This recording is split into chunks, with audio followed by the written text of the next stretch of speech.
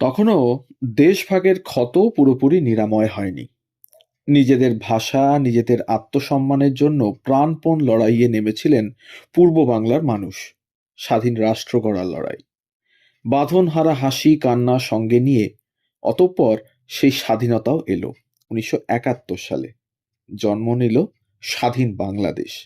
সে বছরই পুজোয় শচীন কর্তা গাইলেন একটি আনন্দঘন স্ফূর্তির গান।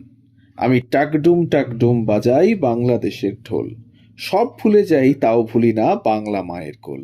যা এখনো খুবই প্রাসঙ্গিক। যে কোনো বাংলা অনুষ্ঠানে এই গানটি এখনো বেজে ওঠে এবং অনেক সঙ্গীত শিল্পী এবং বাদ্যশিল্পীরা এই গানে গাইতে বা বাজাতে খুবই পছন্দ করেন। গানটি প্রকাশ করে সেই সময়ের গ্রামাফোন কোম্পানি HMV। নিজের সুরে গেয়েছিলেন শচীন দেববর্মন। আর গীতিকার কে ছিলেন বলুন তো? শচীন দেববর্মন কিন্তু নয়। গীতিকার ছিলেন মীরা দেববর্মন। এই মীরা দেববর্মন হলেন এমন এক হতভাগ্য প্রতিভা, যিনি না আমারে শশী চেও না, বর্ণে গন্ধে ছন্দে গীতিতে হৃদয়ে দিয়েছ দোলা, বিরহ বড় ভালো লাগে, রাতের আদরে ভিজাইয়া আদরে, শোনো গো দক্ষিণ হাওয়া প্রেম করেছি আমি, ও ও বাঁশি ঘাটে লাগাইয়া ডিঙ্গা পান খাইয়া যাও, নিটোল পায়ে ঝিনিক পায়েলখানি বাজে। এই সমস্ত সিনেমা বা সিনেমার বাইরের একাধিক কালোজয়ী সব গান লিখেছিলেন। SD বর্মন, RD বর্মনের পাশাপাশি MD হিসেবে তাকেও তো লোকে চিনতে পারত। এমন সব বহুল শ্রুত গানের গীতিকারের নাম আমরা এত কম শুনলাম কেন? আজ বলবো সেই সমস্ত কথা। তো নমস্কার বন্ধুরা, কেমন আছেন সবাই? গল্প যেখানে সত্যি চ্যানেলের আরও একটি নতুন গল্পে আবারও আপনাদের সকলকে স্বাগত জানাই। ইতিমধ্যেই আপনারা থাম্বনেল দেখে বুঝে গেছেন যে আজকের গল্প কাকে নিয়ে। আজকের গল্প মীরা দেববর্মনকে নিয়ে, যিনি ছিলেন SD বর্মনের স্ত্রী। মাতৃভূমির টানে স্বাধীন বাংলাদেশকে মন ভরে উপভোগ করবেন বলে সেখানে ছুটে গিয়েছিলেন মীরা। যখন ফিরছিলেন গ্রামের পুকুর পাড় দিয়ে দেখলেন একটি 14-15 বছরের মেয়ে পুকুর পাড়ে বসে হাপুস নয়নে কাঁদছে। জিজ্ঞেস করায় মেয়েটি বলল সদ্য বিয়ে হয়েছে, ভাই আসবে বাপের বাড়ি নিয়ে যাওয়ার জন্য। সকাল থেকে অপেক্ষা করে ক্লান্ত সে, ভাইয়ের আর দেখা নেই। তৈরি হলো মন আকুল করা কথা। কে যাস রে ভাটি গাং বাইয়া, আমার ভাই ধন রে কইও, নায়র নিত আইয়া। লোকজীবন মাটির কথাই ছিল তার গান লেখার ভিত্তিপ্রস্তর। বাংলা গানে কণ্ঠশিল্পী হিসাবে অনেক মহিলা এসেছেন, এখনো এসে চলেছেন। কিংবদন্তি শিল্পী তারা এক একজন। কিন্তু বাঙালি মহিলা গীতিকার বা সুরকার হিসেবে ইতিহাস ঘাঁটলে হয়তো 1-2 জনের নামই পাওয়া যাবে। আর সেই 1-2 জনের একজন হলেন মীরা দেববর্মন। সেই সময়ের নিরিখে একাধিক হইচই ফেলে দেওয়া গানের পদকর্তা হয়েও তার মূল্যায়ন হয়নি। কেন হয় এরকম? মীরা মহিলা বলেই কি শচীন দেব এবং রাহুল দেবের প্রভূত খ্যাতির পাশে তিনি ম্লান হয়ে গিয়েছেন? বাংলা গানের গীতিকার, সুরকার ও কম্পোজার যাকে আমরা বলি, সেই হিসেবে আমরা পাই প্রথম যাকে আমরা পেয়েছি মৌসুমী ভৌমিককে।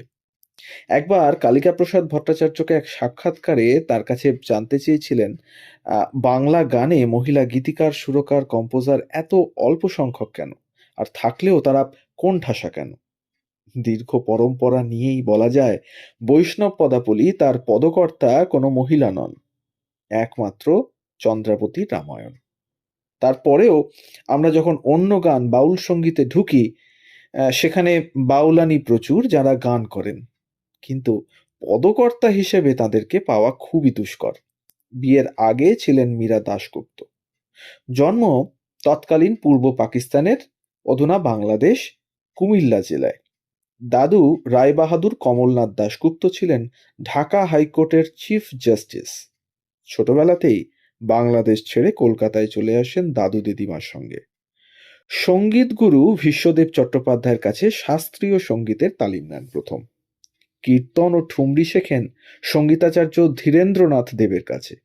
1930 সালে অনাদি দস্তিদারের কাছে শেখেন রবীন্দ্রসঙ্গীত, এমনকি শান্তিনিকেতনে অমিতা সেনের কাছে নৃত্য চর্চাও করেন। তাই সুর, তাল, ছন্দ ছিল তার নখদর্পণে। 1937 সালে শচীন দেব বর্মনের সঙ্গে দেখা, ভালো লাগা এবং বিয়ে 1938 সালে। ত্রিপুরা রাজ পরিবারভুক্ত হওয়ায় শুভ অনুষ্ঠান সম্পন্ন হয়েছিল সাড়ম্বরে। শচীন দেব বর্মন এসেছিলেন ঘোড়ায় চড়ে, হাতে ছিল মস্ত এক তরবারি। বসেছিল নহবত খানা, বাজিয়েছিলেন কে জানেন? আলী হোসেন খাঁ। 1939 সালের জুন মাসে জন্ম হলো আর এক দিকপালের, আর ডি বর্মনের, মানে রাহুল দেব বর্মনের। ইতিমধ্যে শচীন দেব বর্মন বোম্বে চলে যাবেন বলে মনস্থির করেন। দেব বর্মন দম্পতির জীবনে নতুন অধ্যায়ের সূচনা হলো। বোম্বেতে ফয়াজ মোহাম্মদ খানের কাছে আবার তালিম নিতে শুরু করলেন মীরা। 1945 সালে অল ইন্ডিয়া রেডিও বোম্বেতে সেখানে অডিশন পাশ করে ঠুমরি এবং গজল পরিবেশন করতেন। বম্বে আইপিটি এর সঙ্গেও যোগাযোগ হলো এবং বম্বের সাংস্কৃতিক জগৎ তখন প্রগতিশীলতার কেন্দ্র। সেই সময় দুটি নাটক, শান্তি ও নয়া প্রভাতের জন্য গানও লেখেন মীরা। শচীন দেব বর্মনের সঙ্গে অনেক গানের রেকর্ডও করেন।